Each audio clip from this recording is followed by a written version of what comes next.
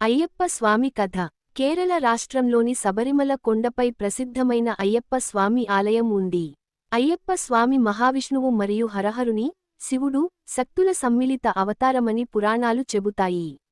జననం: సముద్ర మథనంలో వెలసిన మోహిని రూపం ద్వారా విష్ణువు, అలాగే శివుడు కలయికతో హరిహరసుతుడు జన్మించాడు. అందుకే అయ్యప్ప స్వామిని హరిహరపుత్రుడు అని కూడా అంటారు. రాజకుమారుడిగా అయ్యప్ప. పాండ్య రాజు రాజశేఖరునికి సంతానం లేకపోవడంతో అరణ్యంలో శిశువుగా దొరికిన అయ్యప్ప స్వామిని రాజు దత్తత తీసుకుని రాజకుమారుడిగా పెంచాడు. మహిషాసురి వధ: ఆ సమయానికి మహిషాసురుని చెల్లెలు మహిషి అహంకారంతో భూమి మీద విధ్వంసం సృష్టిస్తోంది. ఆమెను చంపగలిగేది హరిహరసుతుడే అని వరం వల్ల ఎవ్వరూ ఆమెపై గెలవలేకపోయారు. అప్పుడు అయ్యప్ప స్వామి యుద్ధం చేసి మహిషిని సంహరించాడు. మకర జ్యోతి: మహిషిని సంహరించిన తరువాత స్వామి శబరిమలలో స్థిరపడి, యుగయుగాలకు అక్కడ భక్తులకు దర్శనం ఇస్తానని వ్రతం చేసుకున్నాడు. ప్రతి ఏడాది మకర సంక్రాంతి రోజున ఆకాశంలో కనిపించే మకరజ్యోతి స్వామి మహిమగా భావిస్తారు. అయ్యప్ప వ్రతం: అయ్యప్ప స్వామిని దర్శించుకోవడానికి భక్తులు 41 రోజుల దీక్ష చేయాలి. నల్లబట్టలు ధరించి, మలయప్ప స్వామిని జపిస్తూ, అహింస, సత్యం, బ్రహ్మచర్యం పాటించాలి. ఇలా వ్రతం చేసిన భక్తులు మాత్రమే స్వామియప్ప అని పిలుస్తూ, స్వామియే శరణం అయ్యప్ప అనే నామస్మరణతో శబరిమల పర్వతాన్ని అధిరోహిస్తారు. అయ్యప్ప స్వామి భక్తులు నమ్ముతారు, ఆయనను నిజమైన విశ్వాసంతో స్మరించిన వారికి అన్ని కష్టాలు తొలగి, మనసులో శాంతి లభిస్తుంది.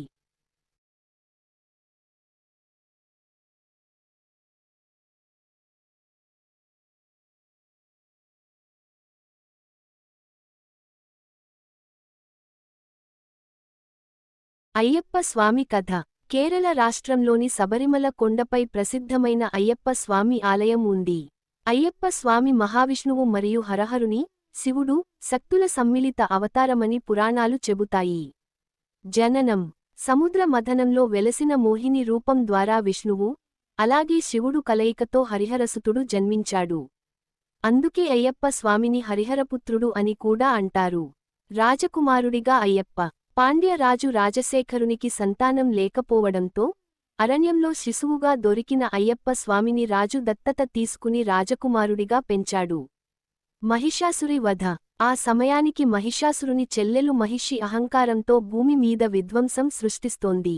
ఆమెను చంపగలిగేది హరిహరసుతుడే అని వరం వల్ల ఎవ్వరూ ఆమెపై గెలవలేకపోయారు. అప్పుడు అయ్యప్ప స్వామి యుద్ధం చేసి మహిషిని సంహరించాడు. మకర జ్యోతి: మహిషిని సంహరించిన తరువాత స్వామి శబరిమలలో స్థిరపడి, యుగయుగాలకు అక్కడ భక్తులకు దర్శనం ఇస్తానని వ్రతం చేసుకున్నాడు. ప్రతి ఏడాది మకర సంక్రాంతి రోజున ఆకాశంలో కనిపించే మకరజ్యోతి స్వామి మహిమగా భావిస్తారు.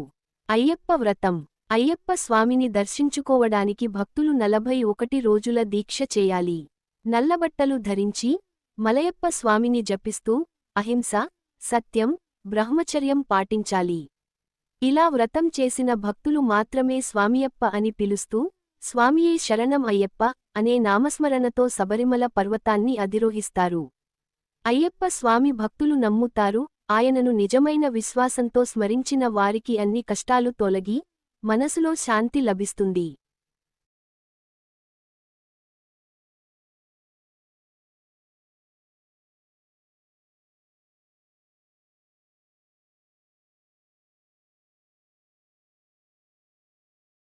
అయ్యప్ప స్వామి కథ.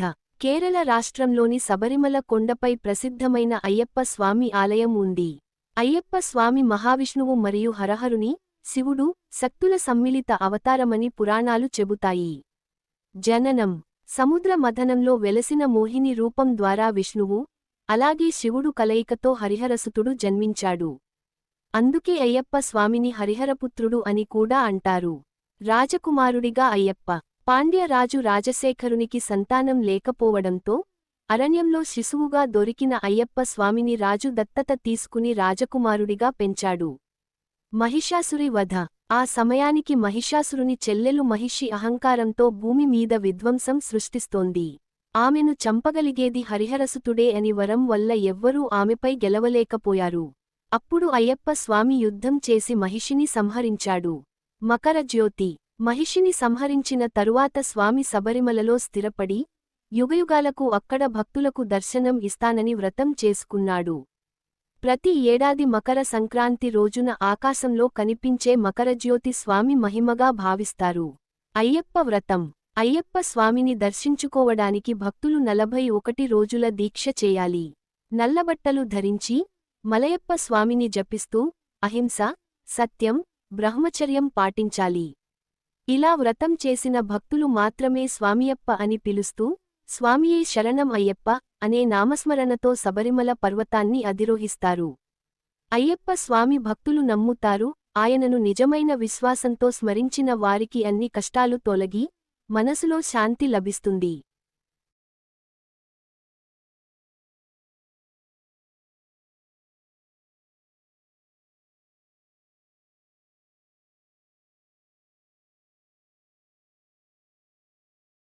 అయ్యప్ప స్వామి కథ.